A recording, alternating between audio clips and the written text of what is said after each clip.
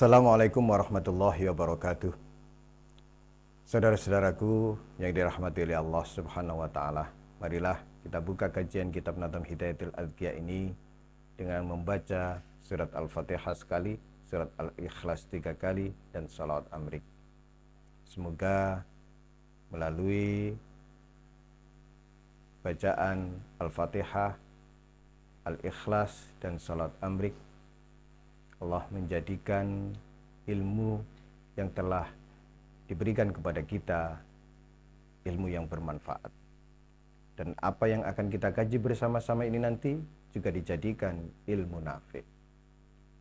Ala hadhihin niyah wa ala kulli niyatin sholihah. Al-Fatihah.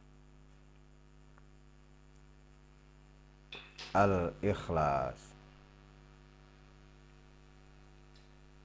Al-Ikhlas. Al-Ikhlas. Allahumma salli wa sallim ala Ahmad amrik wa Muhammadin khalqik wa asada kaunik adada khalqik wa ridha nafsik wa zinata arsyik wa midada kalimatik nas'aluka Allahumma bih wa faqihna fi dinih wa ahyina ala sunnatih wa amitna ala millatih wa ahsyurna fi zumratih.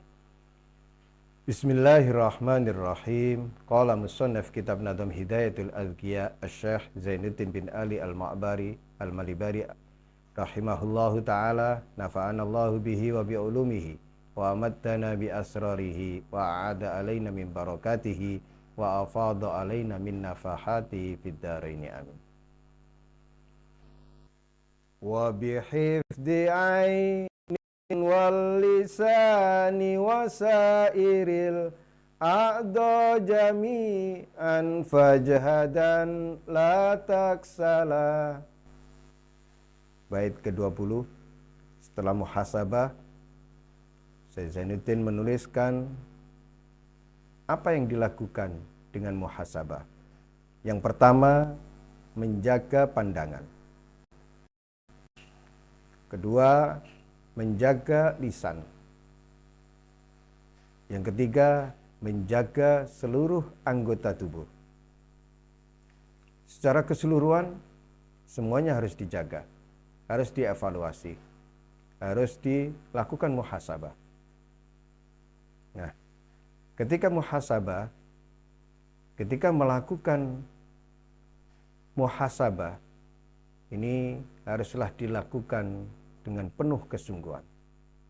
Dengan sungguh-sungguh melakukan muhasabah. Dengan sungguh-sungguh berbenah. Dengan sungguh-sungguh ada niatan kuat untuk berubah, untuk berbuat yang lebih benar dan lebih baik lagi. La taksala, jangan malas. Jangan malas untuk kehidupanmu yang lebih baik. Jangan malas untuk berubah ke arah yang lebih baik. Jagalah pandangan matamu. Jagalah lisanmu. Jagalah sekujur anggota tubuhmu. Begitu seterusnya. Kita jaga dari apa? Dari apa saja yang tidak diridhai oleh Allah. Dari apa saja yang itu merugikan, menyakiti, menzalimi orang lain. Terus menerus kita jaga, satu demi satu. Nah, di kondisi seperti ini, masing-masing kita tentu sudah kenal dengan diri kita masing-masing. Kelemahan, kekurangan, dan segala hal yang menurut kita harus kita perbaiki. Itulah yang lebih diutamakan. Kita ambil contoh. Kita seringkali dibuat menyesal dengan ucapan kita.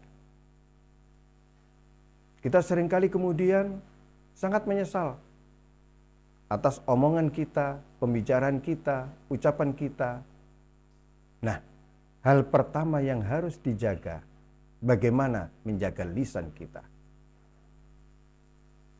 Ketika itu merugikan, menyakiti orang lain, ya, segeralah untuk meminta maaf dan seterusnya.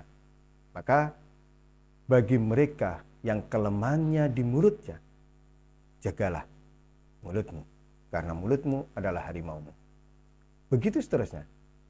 Jika seseorang itu kelemahan mendasarnya adalah di pandangan, di matanya, ya jagalah matamu dari memandang apa saja yang tidak diridhoi oleh Allah.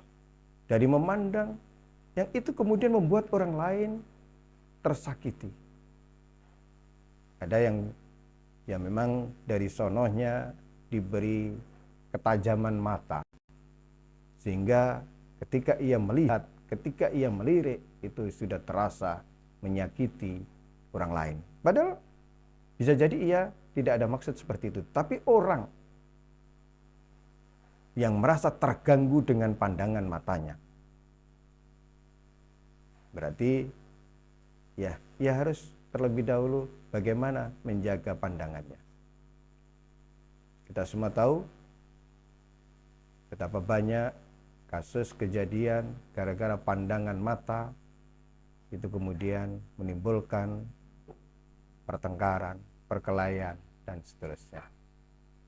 Maka dalam hal menjaga seluruh organ tubuh kita, Syekh Zainuddin memerintahkan kita, menganjurkan kepada kita untuk bersungguh-sungguh menjaganya. Jangan sampai melakukan hal-hal yang tidak diridhoi oleh Allah, jangan sampai kemudian itu merugikan orang lain. Pada bait berikutnya, fattaubu miftahu likulli ta'atin wa asasu kullil khairi ajma'a ashmala. Maka taubat itu merupakan kunci setiap ketaatan. Taubat itulah kuncinya berlaku taat. Ketaatan baru bisa dilakukan setelah yang bersangkutan telah benar-benar bertaubat. Wa asasu kullil khair, dan merupakan pondasi, asas dari seluruh kebaikan secara menyeluruh, ajma'a wa ashmala. Pondasi kebaikan apapun itu adalah pertaubatan. Tanpa taubat yang benar, kebaikan, ketaatan tidak akan bisa berlangsung dengan terus-menerus. Boleh jadi ia melakukan kebaikan, tapi itu hanya bersifat sesaat, bersifat temporeri.